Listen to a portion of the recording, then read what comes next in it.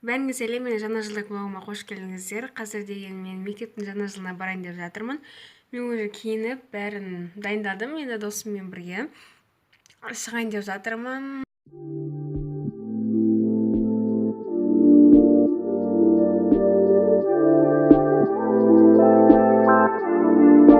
Біз шықтық, мұнда слишком қатты ғанақ әрең келдім. Біз деген мектепке келдік.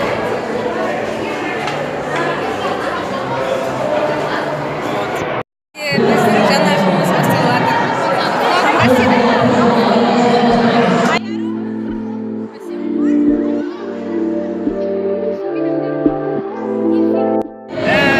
Тіркелеміз, подписываемся. Иншалла, подписчиктер көп болсын. Сол айта кетейін. 30-шы мектеп сыйла.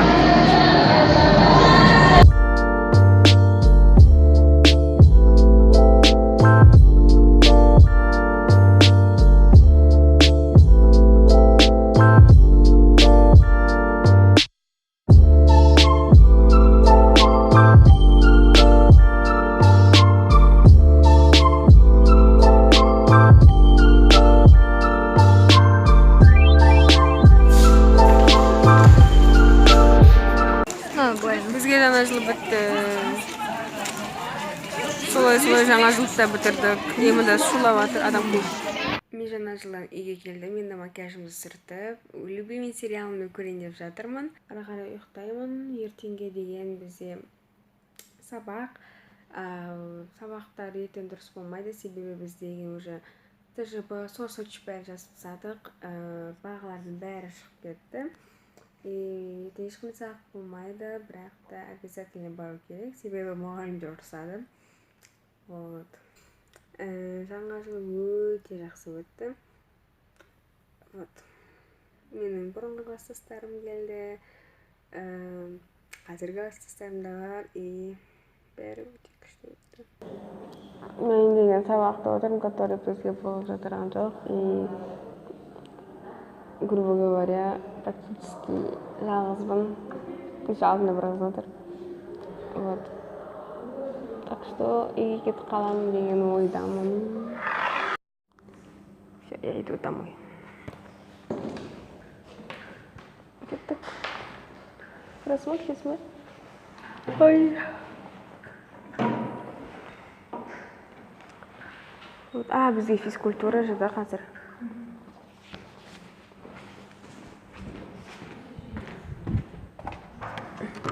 Короче, мен үйге кетіп баратырмын. Потому что ешқандай сабақ болатқан жоқ, сағат 10. Әлі 4 сағат болу керек, бірақ оған ешқайсысы болмайтынын мен ішім сезіп тұрмын. Но вообще бір қыз кетіп алмай жатыр. Кумаш сабақ болып отырған жоқ қой. Если бізге бір нәрсе десе, тут все равно біз прав боламыз. Я уверена. Кто-нибудь заберите меня отсюда, пожалуйста. Бүгін екінші күн мен влогымның. Сосын таңертең тұрдым, сабаққа келдім. Бірақ ешқандай сабақ болып отырған жоқ. Шыққанда 5 адам отырмыз. 5-інің жартысы қазір асханада тамақ жеп. Класста жалғыз өзім болдым, енді кетіп баратырмын. Просто так, таңертең құр ерте тұрып келдім. Лучше ұйықтауым керек еді. Мы идем домой. Наконец-то. Құр келдім сабаққа. Құр келдім. Үйге жеттім, енді магазинге кіріп, кофе, сондай тәттілер, бірәселер жейтін алайын деп жатырмын. Менің бір тырнағым нетіп қалды, сынып қалды. Тауым қалдым, қолым қатып қалды, тағы салып Еще жаңбыр жауып отыр қыстан. Біздің қазіргі қысқа қысамайды, вообще қар вообще дұрыс жоқ. Бар, но слишком аз.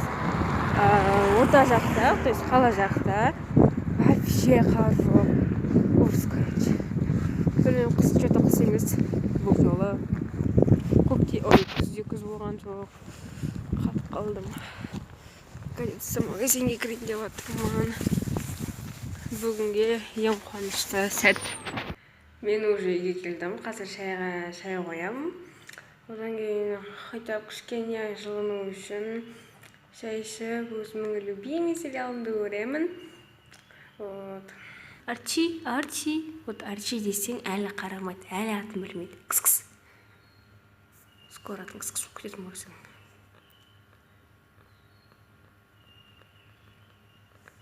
Ұйқыдан басқа дым білмейді. Деген үйге келгеннен кейін уже маникюр жасатып шығып жатырмын.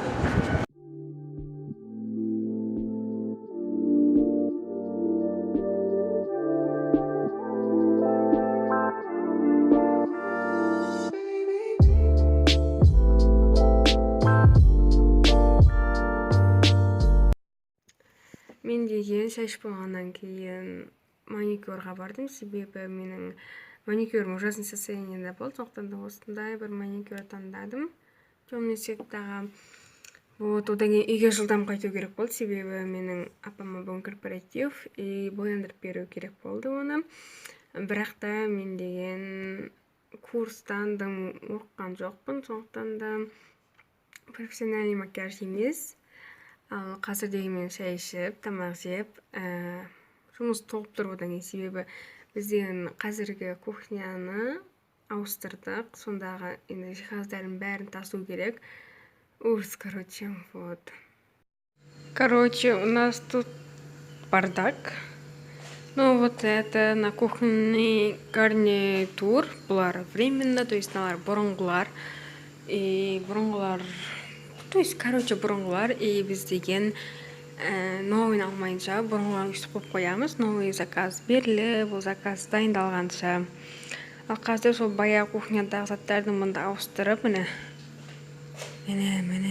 осын бәрін орындарына қою керек. Вот, я устала, короче. Бәріңді жаңа жылдарыңызбен құттықтаймын, және де мен 3-4 күндік влогыма қош келдіңіздер. Уже санаулы уақыттардан кейін жаңа жыл болады. Мен 31 елканы украшать етіп жатырмын. Етіп болдым, точнее.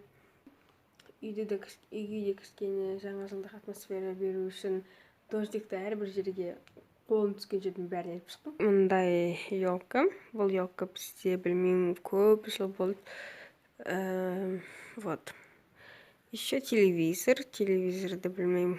Менің фантазиям бойынша осылай істедім. Вроде нормально. И мынаның басына звездочкасы жанбай қалды. И соған тоже, короче, немецкий болып тұр. Мынаның басы. Вот. И потом есіктерге грильян, мұндай нелер жапсырып қойдым. Дождиктар. Қазір көрсетем. И есіктерде кішкене осындай дождиктар. Вроде нормально. Вот. Ну, ешнәрсе скотчпен жапсырым болып тұрған жоқ. Тағы прессын жұлып алып.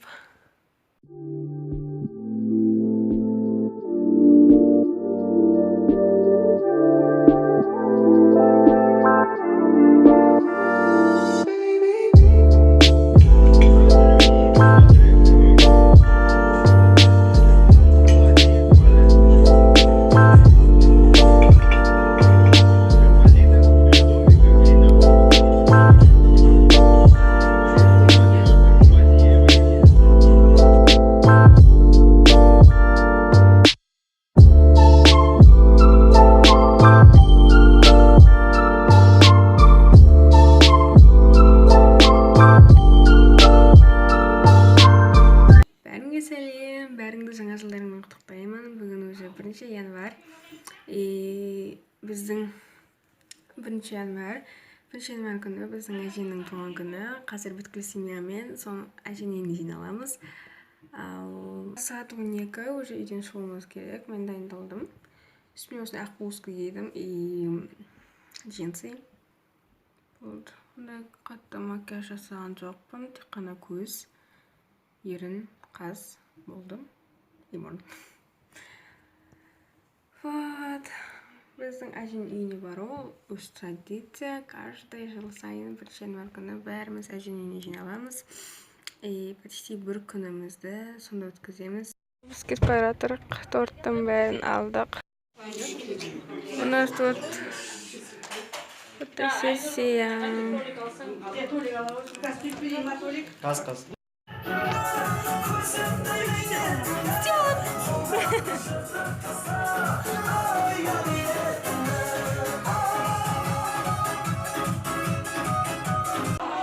Biz тамақ жеп болдық, енді қазір шай ішеміз, торт жейміз деген ойдамын. Торт жейміз, енді ішім пісіп кетті, кино көргім келіп жатыр, бірақ мында өлең мешает, еще мен наушник алып кеттім. Нургул, ты откуда? Ха-ха, кызым, очкина. Все, біз үйге кетіп бара жатырық. Сағат 12:30-да келдік. И листе кетіп бара жатырық. Ұйқым келіп тұр қатты. Сіздерге бір ит көрсетейін ба? Бұл иттің аты жоқ, ат қоймаған бұл итке. Вот.